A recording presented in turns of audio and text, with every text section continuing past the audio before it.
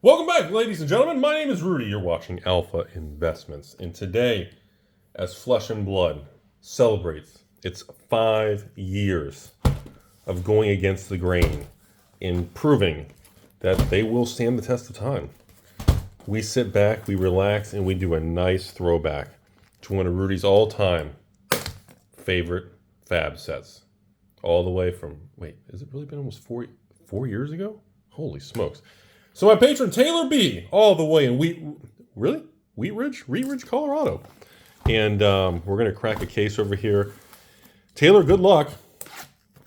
These boxes, as of right now, these boxes are probably, I think there's about $350 a box. A TCG player. And then sometimes there's one or two that pops up for $275 to $300. These are about $350. Then of course you got your tax and everything afterwards. But sit back and relax as we journey back in time to the infamous exploding when Fab went mainstream, and people who never heard of it, all of a sudden everybody heard of it. That is the era that was 2020. What's the order of this pack? Okay, so the foil rare and the non-foil. Okay, can't remember the order. When you jump around in an opening Fab product over the years, you realize the pack orders are always different. It drives you crazy there. So, ladies and gentlemen, to give you guys a little history lesson for those of you who were not around, foil common, foil rare, and of course our regular rares. Okay, so this product came out in 2020, right when the pandemic and the world and all this stuff started to happen, okay? During that time period, the player base, the explosion of everything. Really? Back-to-back Cindering for foil rares, different pitch? That's kind of a strange start to a box opening today, everybody. This was a set that released in 2020 when the game went from being very small and unknown to massive expansion and explosion of people, players, collectors, and investors in 2020. This was the turning point when the third set came out, good old known as Crew. This is when we started to see a tremendous behavior shift across the board. Ooh, smash. We have our first Majestic all the way back in the day here. That's our foil Majestic. Usually you only get one per box, so that probably is going to be our only foil Majestic, ladies and gentlemen. Obviously, there's a lot of expensive cards in this product. We are looking for some goodies. You know, I don't want to jinx it, but I'm hoping that we can pull off some craziness. Cold foils, fancy extended arts, and of course, some infamous foil Majestics also, and even regular Majestics in this product. We got our foil rare there, and Massacre for our Majestic there, and non-foil. So as of right now, I have to admit, the newest Fab sets have been doing really good. So we went through a soft period of time through the Monarch, Tales, and Everfest as we came down from the pandemic and everything started to stabilize. And then when Fab 2.0 took over, there was a lot of volatility. Everybody was just rethinking everything and not sure how the future was going to unfold. Then we moved into obviously the Dynasty and the Outsiders and the Dusk Till Dawn, all that craziness. That was full common. And then we started hitting. I think it started to shift. I distinctively remember the shift started, I think, with heavy hitters. That would be my personal opinion. Foil common, and of course, rare. I believe the attitude and the market shift started heavy hitters, and then really gained a lot of momentum and strength in the Flesh and Blood world when Misty came out. When Part the Mistvale came out, that was a pretty monstrous home run, ladies and gentlemen. And then when we went through Misty, then we got followed up by the absolute stunning Tales of Aria 2.0, known as Rosetta. And hey, foil token. Is the foil token considered the rarity of a rare or a common? People tell me, I've heard so many different opinions on that over the years. I'm not even sure, you know? So anyways, now what we're seeing is the secondary market for the newer Fab sets have been absolutely just phenomenal. And it just remains one of the weirdest situations, because remember, folks, sealed Fab sells very poorly on TCG Player and eBay and everything. This is something that everybody talks about all the time.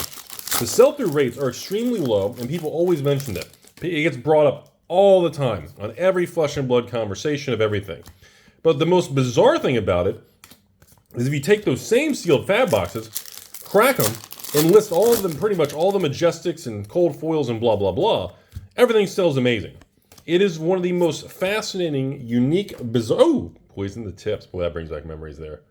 Infamous piece of art, everybody, for that Majestic.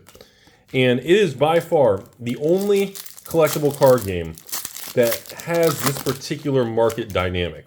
I'm not sure what's caused it to really continue to just behave that way, but it is a very, it is a very well-known thing. The world famous Rider Boots, everybody, ladies and gentlemen. Good old Ira's Rider Boot. You know that's Ira in that picture. You know, you can't see the top of her, but you know that's her. So, very, very cool card there. Obviously, not cold foil or anything like that. But anyways, moving on, everybody. It's just one of those situations where I'm happy to see it, but it is such a weird thing. You know, it is such a weird thing, everyone. I don't know, because people ask me if I think that'll change. And I think, you know, we don't know long term how markets are going to behave. It's an extremely difficult thing to predict there. Beautiful Rattlebones, infamous rune blade card there. Little Viscerai action there. And I don't know if moving forward, like after this 5-year anniversary of Flesh and Blood and everything going on, I don't know if that's going to change with some of the older sets. I think the common things that you all ask me, like when I think about everything and the messages I'm always responding to, is always questions about like either, it's kind of two categories. It's, you know, Rudy, what's going on with the Monarch, Tails, Everfest era? That's the most common question I still get, even in 2024. And then the next question is, what's my opinion of the Fab 2.0? Do I think it's the right decision? Do I think it's the wrong decision? And, you know, at this point in time, it doesn't really matter. I mean, that's just where we're at. Ooh, Plasma Purifier. Tell me that still doesn't remind you guys of the gun from Fifth Element. Anybody? That still reminds me of that. So I think at this point in time, the market's it's very happy. It's very stable. I mean, Rosetta's been absolutely fantastic. The actual Majestics and the actual pools and the actual value of the playable cards remains, well, extremely liquid. If you don't believe me, pretty much it's the Majestic slot is where everything is, everyone. If you want to do your own research there, oh, second foil Majestic. We got the old Feign Death there. Okay, that's nice. And the old Zen State. This is the last pack. Like, are we not getting a cold foil? Is this really? A Crucible box with no cold, wait, did I open an unlimited box? No, it's a first edition box.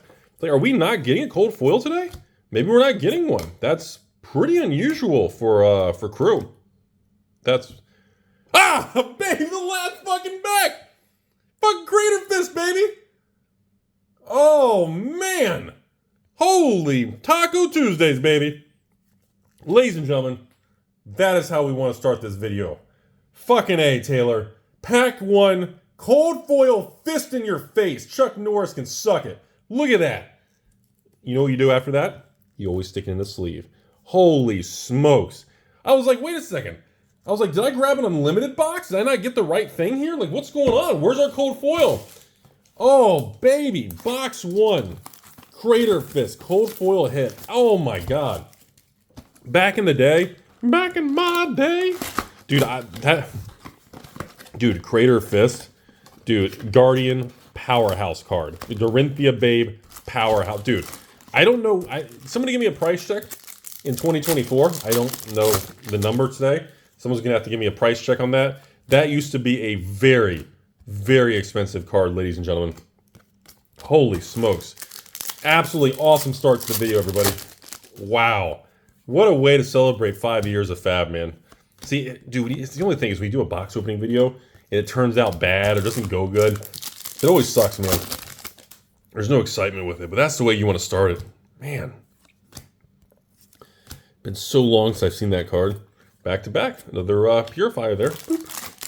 So, moving forward, it makes me wonder, like, you know, stores, when these stores in the U.S. are ordering their boxes and they're getting their product, is there going to be a point where stores just say, like, F it and don't sell sealed boxes of Fab?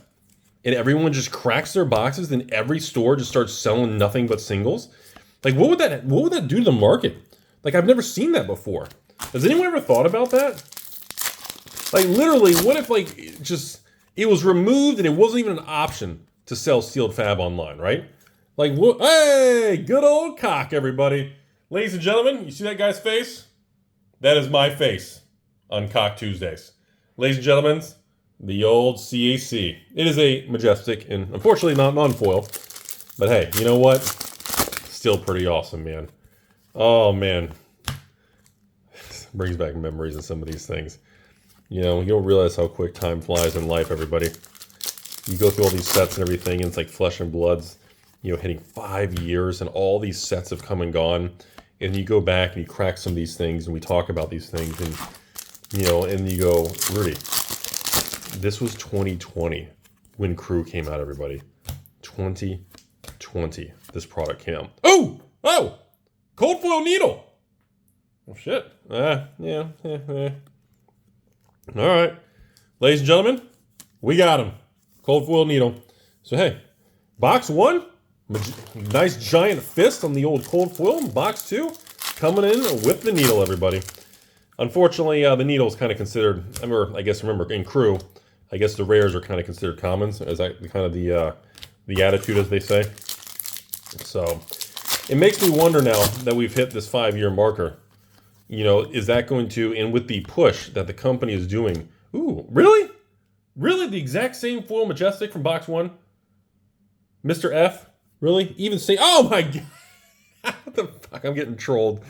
I'm getting trolled, man. I'm getting trolled. Like, what is this? What are the odds of that?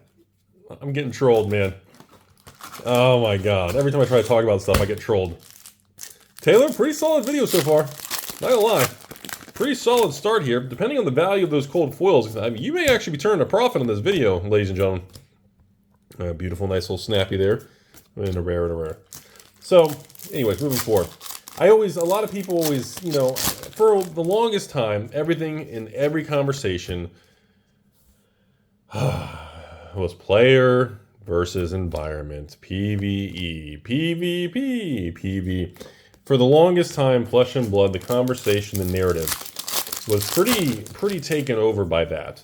And then you had eventually that voice and that squeaky wheel online kind of softened. Ooh, Mega Next Shockwave. Kind of softened and kind of went away. Now, most of the conversations and things online are more questions about the secondary market, box prices, the map thing, what's going on, and of course, the out-of-print sets, the print runs, you know, Flesh and Blood. But anyways, what I was saying before we hit craziness was I was talking to you guys about this huge push that the company is actually doing, poison the tips, going into the Asian market, specifically Japan.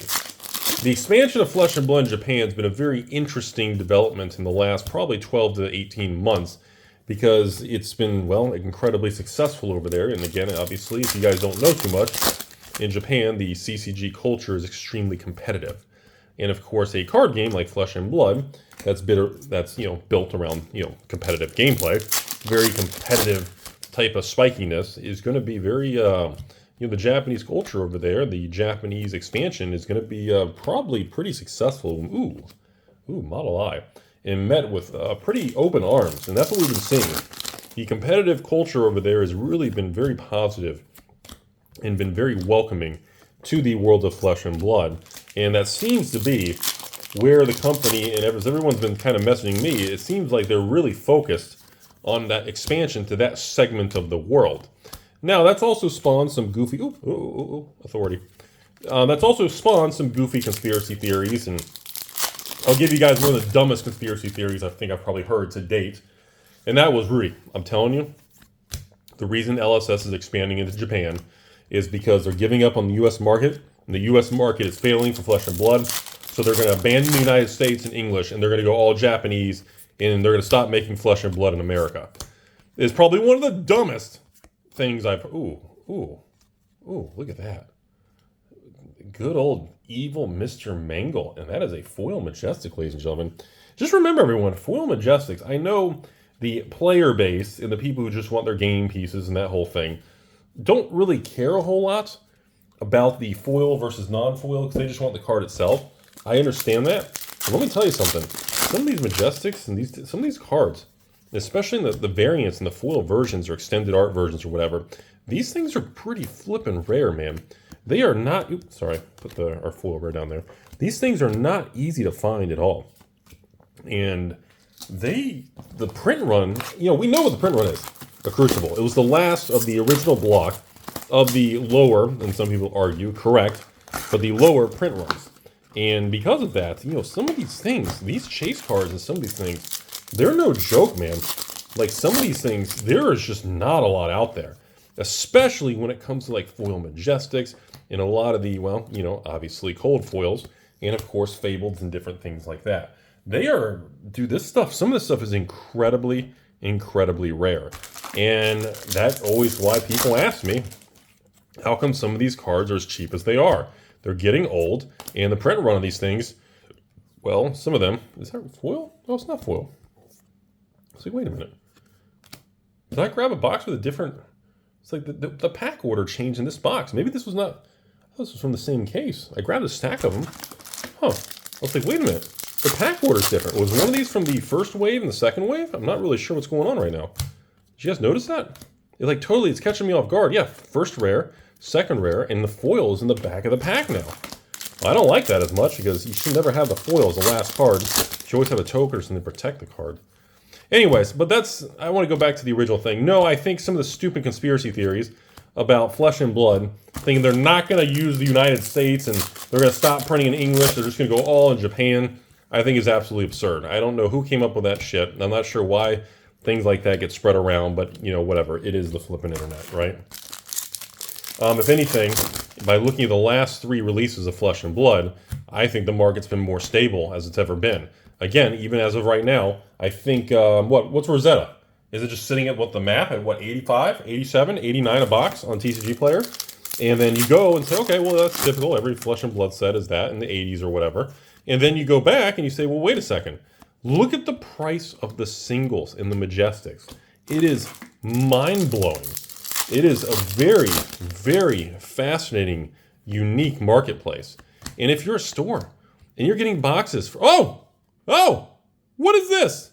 Oh, flipping Majestic Tomb with a cold foil Edge of Autumn. Cold foil rare. Not an amazing cold foil. In the same category as our needle over there for cold foil number 3. Unfortunately, that's not the cold foil we really wanted to see there. I think it's just overall interesting to see the continued innovation and interesting things that Fab has been doing. Like even Rosetta, look at the little sigil things. And you look at the actual art cards, and you look at the new little things that they're kind of throwing in, and the hidden super high-end chase cards, and you know they are hiding and infusing these products with cards that have value. I mean, they do respect that, and they do care about that. If they didn't, we wouldn't see them cutting the print runs over the last, what, 12 to 18 months? They have been continuing. They've reduced the print runs from the peak of like that, what, 220, 240, 240,000 boxes. They're down to, they're all down below 200,000 now.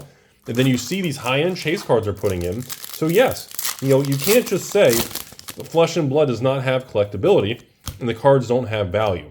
Because, well, they clearly do. And the company continues to go out of their way to design, to put new things, and to make sure there are hidden or higher end slots that have value and have chase to kind of make sure people are excited to get some major hit or look for something dramatic. Now, I understand at the same time, you know, people always get mad and say, well, the Fable cards, Rudy, they're the most rare cards ever, or why are they the worst cards in Flesh and Blood? Well, again, that's a very complex thing, because if you make the Fabled card the most powerful or the best card in the set, well, then you get the game piece army and people upset that you're kind of preventing people who can't get an expensive card, they can't play the game. So that is the whole concept, and that is the approach that Flesh and Blood's trying to figure out and balance. A Mangle, another flipping Rune Chant token, foil token. Which, by the way, foil tokens, those foil Rune Chants actually were not exactly worthless. They used to have a little bit of value to them. Don't know if they still do, but it's a kind of a funny thing. God, the art on this card. I haven't seen this thing in forever. Dude, this Dread, look at the foil art on that thing. That is wild, man. I remember the first time I saw that card, and though that foiling hits that purple, it is breathtaking. Isn't that wild? Anyways. But that's my attitude towards it is, ooh, Skeletor, Bloodsheath. Okay. I wish it was cold foil, but hey, you know what? I guess it's better than getting nothing. So anyways, Taylor, we are about to enter our last box of the video already. Pretty solid box opening right now. I can't really complain very much. I'd like to see a legendary, although the fact that we have a cold foil Crater Fist in box 1, I'm not really going to complain about that. I don't think we can really be too upset no matter what happens the rest of this video here. I swear that Crater Fist back in the day was like $1,000-$2,000 or something. I swear that card was super expensive, but I'm hesitant to give a price. Ooh, Rattlebones. Because I don't know if it's tanked. I don't know if it's still that. And I don't want people to be all like, oh, you know, in their heads to roll down the street with the tumbleweed guy, you know. But, so that's where things are. God, late promise of plenty. Flipping, you pull that card so many times. I know this is a small set, but I swear there's certain cards that are just on the print sheet more than once. My goodness, you know what I mean? Hey! Gaze of Ages, ladies and gentlemen. Infamous wizard card from back in the day. Non-foil, nice little surprise. Gaze of Ages, too. I remember that old playmat, too. That was a beautiful piece of art on a playmat, too. That was a gorgeous thing, man. And ending on a foil majestic. Wow, have we been getting 2 each? Two. Yeah, we have been averaging 2 majestics a box. I kept thinking Crucible was 1. Or like 1.5, where every other box would have a second one. We've been getting 2 each, so okay. I guess shows how long it's been since I've opened these packs, so I guess you do get 2 per thing. Alright, so whatever. Alright, folks, Taylor, last box, I'm hoping for a legendary. I'm not going to say like Fabled, because, yeah, right, but hey, I'm hoping for a legendary. I don't think that's too much to ask, everybody. Ooh, the Flight. Beautiful. Ira flying through your face. Foil Majestic Flight starting out, pack 1. That's a nice little surprise in the end of this video. Anyway, so kind of my closing thoughts for everybody who want to sit back and listen to me. Hey, Masker. First time we've seen our boy Masker over here. One of the most gruesome pieces of art on there. And by the way, if you see this in holo ever, it is wild. The oranges and reds just pop like crazy on that. It is really something to see. But anyways, my overall attitude right now towards Flesh and Blood is, you know, all the volatility and the struggles and the things that's come and gone. The markets, the condition, the timing of the launch of Flesh and Blood. Then the COVID thing. The boom and bust of COVID in 2021, the money machine with Burr, and then of course we had the manipulation, we had the problems with some of the bad people involved, and there was just so many things. And there's so much, I almost want to say there's so much history that's happened in the first couple years. It's really just been, it's been a wild thing. Ooh, another Massacre, non-fool though. I'm not saying I'm surprised that it's still doing as well as it did, because I feel like it's just a good product. When you have a good product, it's going to do well. Unless you deliberately destroy it, the product's going to keep going. In Flesh and Blood right now, it doesn't have the risk that like a startup game has anymore. The game is too big and stable. Ooh, barrier. The game is too big and stable now. You don't see the swings. You don't see sets coming out and just collapsing anymore. The print runs are very, very calm. They don't skyrocket. They're not changing or anything. Everything's relatively the same and stable. So right now, we're not really seeing, you know, because people ask me, Rudy, why don't you do like a market update with Flesh and Blood? And well, I don't really do a lot of market updates with Flesh and Blood because, well, there's not really price swings. There's not drama and issues. We're not seeing a product collapse to $1, and we're not seeing, Kofo, Beast Within. Oh, come on, man. Sledge? Really? Taylor, come on. That's a disappointment. 3 rares. We did get a Majestic. Really? A Sledge in the end there? But, so I don't see the swings, and I don't see, some people call it the excitement or the risk, but the risk and the volatility just isn't there anymore.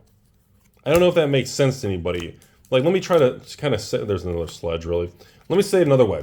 Like, when a Flesh and Blood set is announced or released, there's not, like, downside risk that it's going to collapse and have no value. At the same time, there's not a bunch of videos and reports of prices skyrocketing because the game is very kind of sideways. So you don't see a bunch of drama and news about prices swinging or skyrocketing. And again, if they can't, you know, so they're in a very unique position right now where you have this very competitive game with probably the most massive organized play of competitive people ever in any card game right now. By far, Fab is the most competitive, and the people who get obsessed and hardcore, I mean, they are seriously hardcore about their organized play with Fab. Like they are no joke, man. And I don't see that really changing. I don't see that really getting a lot better. Really, it's like the 5th time we pulled this stupid thing today. Holy shit. Taylor, I hope literally you just want to build an Azalea Ranger deck, and because literally that's all your Majestics are that card. Old man Rudy over here. Still that beautiful strike and foil. Gorgeous card there, everybody. But that's what I see right now. I see a very calm kind of moving forward. I think Flesh and Blood's biggest thing now is really flipping Cinder back to back right there. I think they need to just focus on getting a player base to grow in the United States, get more kind of hype and excitement to get people to discover the game. But the markets are tough now, folks. The competitive nature. Oh, baby! Double cold foil box!